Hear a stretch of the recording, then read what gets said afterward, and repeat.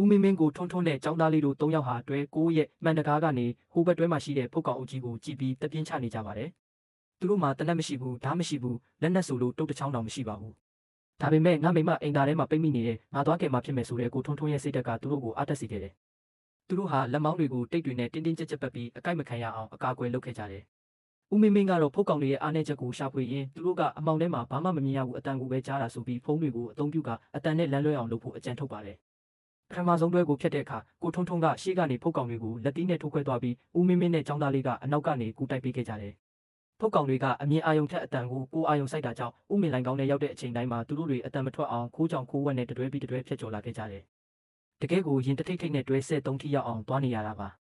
အလင်းရောင်ရတဲ့အချိန်မှာဖုတ်ကောင်တွေကအတင်းတိုးဝေးလာကြလို့သူတို့3ယောက်မနေခုခံခဲ့ရတယ်။နောက်ဆုံးမှာတော့သူတို့ဟာအိမ်သားထဲမှာပိတ်မိနေတဲ့သမီးလေးစုစုနဲ့မင်းတို့ကိုကယ်ထုတ်နိုင်ခဲ့ပါတယ်။သမီးလေးကသူ့ဖေကိုမြင်တာနဲ့အဖေဆိုပြီးပြေးဖက်ကငိုပါတော့တယ်။ဒါပေမဲ့ဝမ်းသာဖို့အချိန်မရှိပါဘူး။ဘေးကင်းတဲ့တွဲ15ကိုရောက်ဖို့အတွက်နောက်ထပ်ဖုတ်ကောင်တွေပြည့်နေတဲ့တွဲတွေကိုထပ်ဖြတ်ရအောင်ပါ။ဒီတစ်ခါတော့ကလေးနဲ့ကိုဝင်ဆောင်တီပါလာတာကြောင့်ခရီးကပိုပြီးခက်ခဲသွားပါပြီ။သူတို့အားလုံးတွဲ15ရှိကိုရောက်သွားတဲ့အချိန်မှာတော့အကြီးမားဆုံးသောအတားအဆီးကသူတို့ကိုစောင့်ကြိုနေပါတော့တယ်